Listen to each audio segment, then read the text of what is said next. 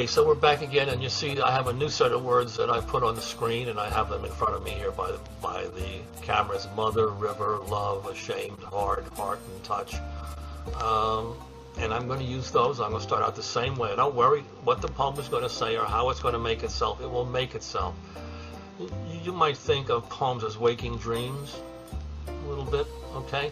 Now dreams form themselves when you're asleep, and you don't have any control over your life whatsoever. That's because that in fact the dreams will form themselves. There is something within us that is always telling stories, and when we're awake, that same genius within us, it tells all of our common everyday stories. But it also, on occasion, when you allow it to, and you step back, it will come out with a poem, which is a very special kind of story. You'll know it when you make one. You'll feel a moment of excitement, and you'll feel a moment of slight ecstasy. It's a wonderful feeling. It's the feeling of beauty and the feeling of truth, because you've expressed a very deep truth about yourself through the form of a story. Okay? So let's look at those words, and I'm going to start out again. Sometimes in my dreams, and you can throw those out after a while. It doesn't make any difference, you know. But it's to get us going and to let our minds work very freely without wondering about what we're doing or how we're doing it. If we start to go in some strange direction, we don't worry about it, because in our dreams we can go in any direction we want. We can walk on the ceiling, you know, we can look like a frog. It doesn't make any difference. What we want to do is let our imaginations go free. And that's why we start out that way, okay? So when you're writing the poem, you can always just strike that out when you're going to publish your poem, or show it to a friend if you want to. It doesn't make any difference, okay? The poem will stand on its own. It's like a booster, you know, that will get you in the right frame of mind, okay? Sometimes in my dreams, I'm holding my heart in my hand. It's hard to touch it. It feels cold sometimes, and sometimes very hard. I'm ashamed I'm like this, but it happens every so often. My mother is across the river. She's waiting for me. She waited all her life, and I never crossed it except on occasion. Love brought me there when it had to, and it made me whole. And for that I'm thankful. I'd cross it again if I could, but I can't. Time has separated us, but I see her still, across the river, holding her arms out to me, asking me, love me. I do. I do. So there you have the second example of a poem. I'm going to go into a third very quickly. I'm going to go to one. I'm going to use the words sun, field, love, jealous eye, secret tree. Just kind of threw those together. I don't care what the words are, as you'll see a little later on when I explain how that's done.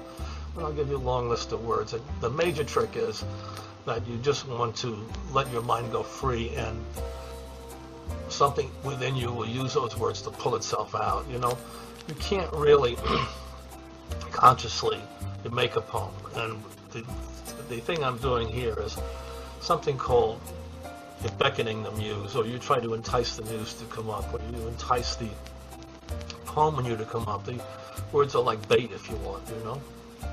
And they hope to get the poem going. After a while, you'll feel it yourself as you're writing it.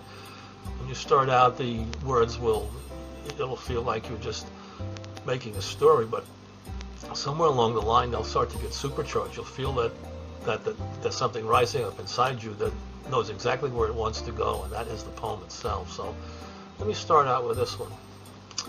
Sometimes in my dreams, I'm standing in a field. The field has a tree in it. I'm standing on one side, and my son is standing on the other. It's as though we have a secret between us that we can't share except through the tree. Sometimes we're jealous of each other.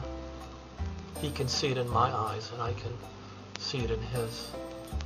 There should be love between us, not jealousy. And there should be no tree. We should be the tree. We two, just us. So there's a poem to my son, you know. He's a writer now, and he's well on into his late 40s. You know, I'm in my 70s. Let me say that in terms of our major feelings that we have, the feelings that will govern our lives are always between ourselves and our mothers and fathers, our wives, our sons, our daughters. You know, they never go away, no matter how old you are. They're always there, and they always want to be expressed. Sometimes, that if you're a spiritual person, there are other entities that you come into your love life, if you want to think of it, okay? Sometimes they're animals, you know, like your dog or your cat that you love very deeply. And sometimes it's a kind of spiritual presence that you sense that is you can't see, like your son or your daughter or your wife or your mother or your father. It's just something that you sense. And those presences are sometimes called angels. So I put up some other words on the board here on your little board in front of you. With angel, field, hate, danger, eyes, night, and attract. Just, again, those little, it's like a string of words that is going to attract the poem out of me, hopefully. And I, well, in fact, I believe in your spiritual presences, you know, but not in a religious way. I just believe that they're just something larger than ourselves, than in terms of our physical being. And they sometimes, you come to you in the form of intuitions, you suddenly get an idea, or you have a sudden insight, or a feeling that is an indicator you should go one way or the other, you know, that'll happen. So you could call those angels, you know, they're outside you, you don't know where they came from, it's not you who's doing it, just like your dreams aren't you in a sense, you know, they're coming from outside your conscious mind, they are you, the total you. And in fact, you could say that the spiritual presences, like intuitions and those kind of things, are also you, but they're not. They're conscious you. They come into consciousness for some reasons that we don't know. They just come in.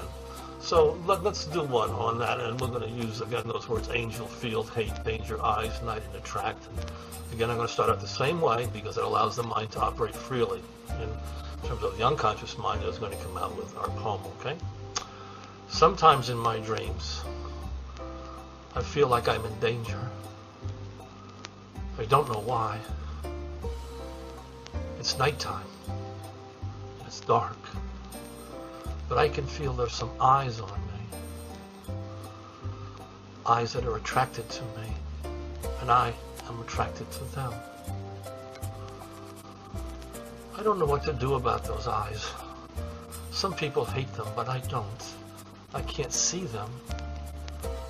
They're like the eyes of an angel or something that just come to me when I'm standing alone or in a field or maybe just sitting by myself in a park.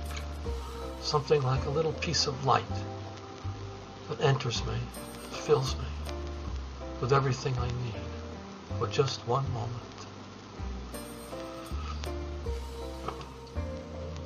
I hope you can feel the point where the poem starts to take off, where it just starts to come to me, you know, and it's always in the beginning, it's a little slow, but I'm going to do one more for my daughter. The words daughter, river, admire, compelled, heart lost together.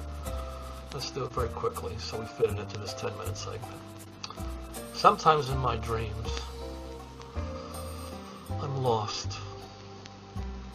I'm thinking of my daughter. We were together for a long time. She was a baby and then a small child, and then she grew up and she went away. Some river carried her away.